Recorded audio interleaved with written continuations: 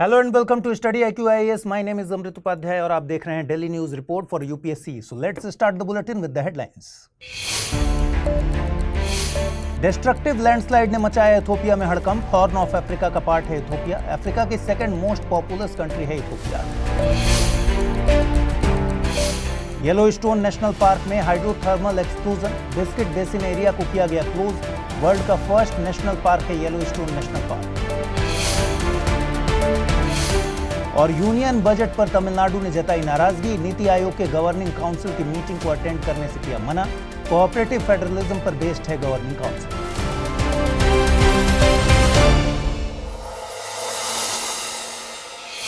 आइए शुरू करें। इथोपिया में डेंजरस लैंडस्लाइड्स की वजह से 200 से ज्यादा इंडिविजुअल्स की डेथ हो गई। 120 मिलियन की पॉपुलेशन वाली ये कंट्री क्लाइमेट चेंज से रिलेटेड डिजास्टर्स के लिए वल्नरेबल है। इनमें food and drought disasters prominent हैं। This is not the first time that Ethiopia has faced a landslide. Last year एक लैंडस्लाइड में अराउंड 20 इंडिविजुअल्स की डेथ हुई थी। उससे पहले 2017 में एक लैंडस्लाइड में अराउंड 113 इंडिविजुअल्स की डेथ हुई थी। अफ्रीका की दूसरी कंट्रीज में भी लैंडस्लाइड के स्टैटिस्टिक्स काफी परेशान करने वाले हैं। 2017 में ही अफ्रीकन कंट्री सियरा लियोन के कैपिटल फ्री टाउन में 1141 इंडिविजुअल्स की डेथ हो गई थी। वहीं फरवरी 2010 में युगांडा के माउंट एल्गोन रीजन में 350 से ज्यादा इंडिविजुअल्स की डेथ हुई थी। Now let us understand what is a landslide. Landslide का मतलब है कि ग्रेविटी की एक्टिविटी के कारण रॉक, डेब्रिस या पृथ्वी के एक मास का स्लोप से नीचे मूव करना। Steep slope areas and hilly areas are more vulnerable to landslide hazards. If we talk about the causes of landslides, then natural causes में अर्थक्वेक्स एंड हैवी रेनफॉल शामिल हैं। वहीं ह्यूमन कॉजेज या फिर man made causes में infrastructure development, mining, unsustainable tourism and deforestation शामिल है। Now let us talk about landslides in India. Geological survey of India यानी GSI के according around 13% of India's area is vulnerable to landslides. इसमें India का entire hilly area and north east region शामिल है। India ने इस challenge को deal करने के लिए एक national landslide risk management strategy भी प्रिपेयर की है। यू शुड नो कि इथोपिया अफ्रीका का सबसे पुराना इंडिपेंडेंट कंट्री है। इन टर्म्स ऑफ पॉपुलेशन ये अफ्रीका में सेकंड पोजीशन पर आती है। इथोपिया हॉर्न ऑफ अफ्रीका में लोकेटेड एक लैंडलॉक्ड कंट्री है। इथोपिया अपने borders Eritrea, Djibouti, Somalia, Kenya, south Sudan and Sudan के साथ शेयर करती है। इसका कैपिटल अदिस अबाबा है। वायलेंस की रिपोर्ट्स के चलते इथोपिया का अम्हारा रीजन हमेशा मीडिया हेडलाइंस में बना रहता है। हॉर्न ऑफ अफ्रीका अफ्रीका के ईस्टर्न पार्ट के रीजन को कहते हैं। इसमें Djibouti, Eritrea, Somalia and Ethiopia शामिल है। मोदी 3.0 का बजट प्रेजेंट हो चुका है और अब सेंटर एंड स्टेट्स के बीच फंड एलोकेशंस को लेकर डिबेट भी शुरू हो चुकी है। तमिलनाडु के चीफ मिनिस्टर MK स्टालिन ने नीति आयोग के गवर्निंग काउंसिल की मीटिंग अटेंड करने से मना कर दिया। तमिलनाडु गवर्नमेंट का कहना है कि बजट 2024 में तमिलनाडु को इग्नोर किया गया है। इस बजट में आंध्र प्रदेश और बिहार के लिए स्पेशल पैकेज अनाउंस किया गया, due to which Tamil Nadu has felt ignored. NITI Aayog के गवर्निंग काउंसिल में prime minister, chief minister of all states and union territories with legislative assembly and LGs of other union territories शामिल होते हैं। इसके एक्स ऑफिशियो मेंबर्स में vice chairman of NITI Aayog, full time members of NITI आयोग and special invitees शामिल होते हैं। नीति आयोग एक प्रीमियर बॉडी है जो स्टेट्स के पार्टिसिपेशन के साथ कंट्री की स्ट्रेटजीज के डेवलपमेंट का एक फ्रेमवर्क प्रिपेयर करती है। ये बॉडी कोऑपरेटिव फेडरलिज्म के प्रिंसिपल पर बेस्ड है।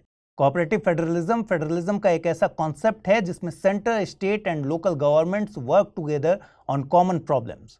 कॉन्स्टिट्यूशन ऑफ इंडिया डायरेक्टली ये नहीं कहता कि इंडिया में कोऑपरेटिव फेडरलिज्म है, बट इंडिया में जिस तरह से सिस्टम काम करता है and many articles of Indian constitution shows that India में कोऑपरेटिव फेडरलिज्म प्रेवलेंट है।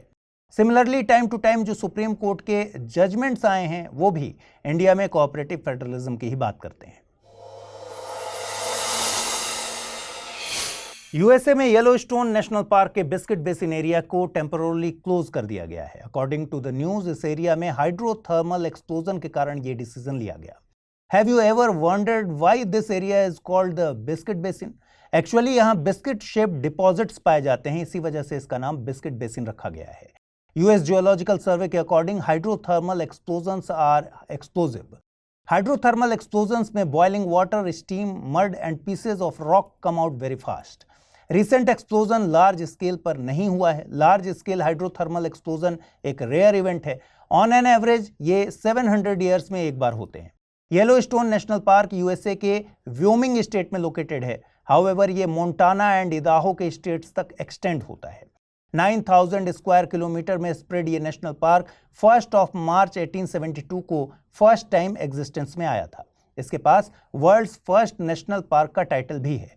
इस नेशनल पार्क में कई सारे लेक्स हैं, reverse, canyons and geothermal features जैसे ओल्ड फेथफुल गीजर प्रेजेंट हैं। ओल्ड फेथफुल गीजर इस नेशनल पार्क का बिगेस्ट अट्रैक्शन है।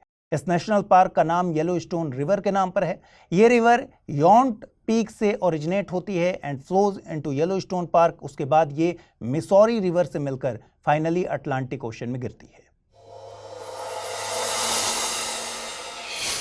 रिसेंटली यूनियन बजट में हुई कई अनाउंसमेंट्स के साथ बिहार में विष्णुपद एंड महाबोधि टेम्पल के लिए कॉरिडोर की भी अनाउंसमेंट हुई है। विष्णुपद टेम्पल बिहार के गया में है और महाबोधि टेम्पल बोधगया में लोकेटेड है। दोनों टेम्पल्स को काशी विश्वनाथ कॉरिडोर की तरफ बिल्ड करने की अनाउंसमेंट की गई है। विष्णुपद टेम्पल के नाम से ही क्लियर है कि टेम्पल लॉर्ड विष्णु को डेडिकेटेड है। एक्सपर्ट्स इस टेम्पल की एक इंटरेस्टिंग स्टोरी भी बताते हैं। It is believed that there was a demon named Gayasur. उसने गॉड से प्रे किया कि उसे वरदान दें कि जो भी उसे देखे उसे मोक्ष या फिर सैल्वेशन मिल जाए।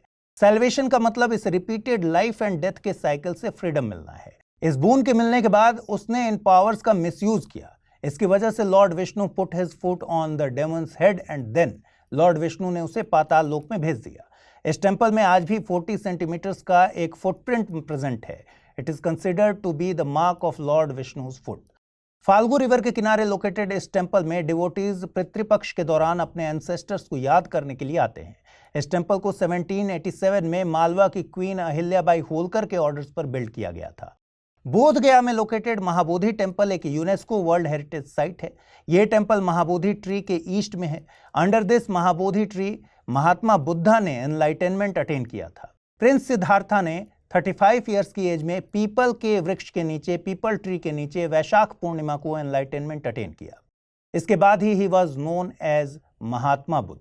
इस टेम्पल को पहले एम्पेरर अशोका के द्वारा 3rd सेंचुरी में बनवाया गया था और इस टेम्पल का present structure 5th and 6th century का बना हुआ है। Today's term of the day is सार्थवा।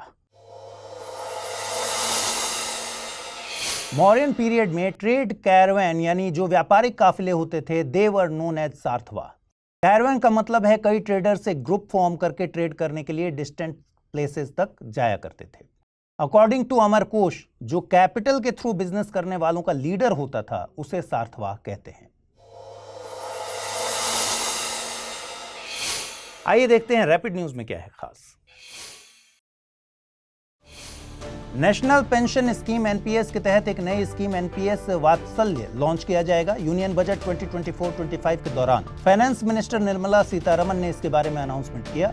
इस स्कीम के तहत पेरेंट्स एंड गार्डियंस अपने चिल्ड्रन के लिए एक पेंशन प्लान स्टार्ट कर पाएंगे। इस स्कीम को बच्चों के बड़े होने पर उनकी फाइनेंशियल सिक्योरिटी इंश्योर करने के लिए डिजाइन किया गया है। चिल्ड्रन के बिहाफ पर पेरेंट्स इस स्कीम में इन्वेस्ट कर सकते हैं एंड व्हेन चाइल्ड टर्न्स 18 इस स्कीम को एक नॉन एनपीएस स्कीम में कन्वर्ट किया जा सकता है। Food and agriculture organisation FAO ने state of world's forest title से एक रिपोर्ट रिलीज की है। इस रिपोर्ट के अकॉर्डिंग ग्लोबल एफर्ट्स की वजह से डिफॉरेस्टेशन को कर्ब किया गया है, but forests remain under the threat from forest fires and pests. Report says कि इंडिया ने 2010 से 2020 के बीच में एनुअली 2,66,000 हेक्टेयर्स का फॉरेस्ट एरिया गेन किया है।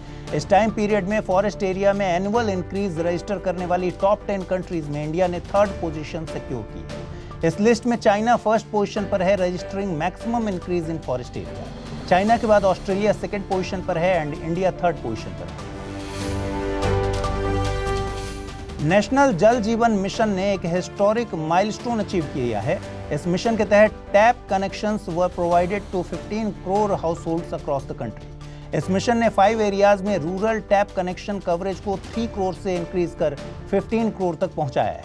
इसके अलावा 8 स्टेट्स एंड 3 यूनियन टेरिटरीज ने 100% कवरेज को पूरा कर लिया है। You should know that the national जल जीवन mission was launched in 2019।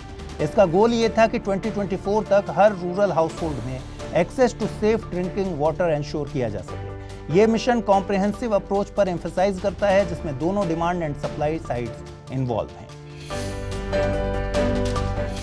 Climate change के ill effects across the world extreme heat, floods, unseasonal rains जैसे इंसिडेंट्स के फॉर्म में देखने को मिल रहे हैं। वहीं 21 of July has broken all records by becoming the hottest day in the history of the world. इस दिन एवरेज टेम्परेचर लास्ट 84 ईयर्स के कंपैरिजन में ज्यादा था। यूरोपियन यूनियन की Copernicus climate change service C3S ने इस रिगार्डिंग डेटा प्रेजेंट किया है। इसके अलावा C3S के साइंटिस्ट्स के अकॉर्डिंग लास्ट ईयर जून के बाद से every month has been the hottest month on the record. ये इसलिए भी नेचुरल है क्योंकि global average temperature already record level पर है। इंडिया ने इंडियन ओशन में बांग्लादेश के मोंगला पोर्ट के एक टर्मिनल को ऑपरेट करने का राइट एक्वायर कर लिया है। इस टर्मिनल को इंडियन पोर्ट ग्लोबल लिमिटेड द्वारा मैनेज किया जाएगा। इसे इंडिया की चाइना पर एक मेजर स्ट्रैटेजिक विक्ट्री कंसिडर किया जा रहा है बिकॉज चाइना इसके थ्रू इंडियन ओशन में अपनी प्रेजेंस इंक्रीज करना चाहता है। Now let's talk about Mongla port. It is located in the Bagerhat district of Bangladesh. ये बे ऑफ बंगाल की कोस्ट से कुछ ही किलोमीटर दूर लोकेटेड है। चटगांव के बाद ये बांग्लादेश का सेकंड लार्जेस्ट पोर्ट है। इसके मैनेजमेंट से इंडिया का इंडियन ओशन के वेस्टर्न एंड ईस्टर्न फ्रंट्स की मेजर मैरीटाइम लोकेशंस पर इन्फ्लुएंस इंक्रीज हो। Now it's time to see questions based on the bulletin. The first question is, consider the following countries: Ethiopia, Djibouti, Eritrea, Somalia. How many of the above countries are part of the Horn of Africa? Only one, only two, only three, or all four? And the second question is, Mongla port belongs to which country? Bangladesh, Sri Lanka, Mauritius, or Iran? Let's jump on to the answers of the questions which were asked in the previous bulletin. First question was, the title Father of Indian Unrest is used for which Indian freedom fighter? Lala Lajpat Rai, Bal Gangadhar Tilak, Mahatma Gandhi, or Bipin Chandra Pal? Correct answer is option B, Bal Gangadhar Tilak. And the second question was, Global Gender Gap Report is released by which organization?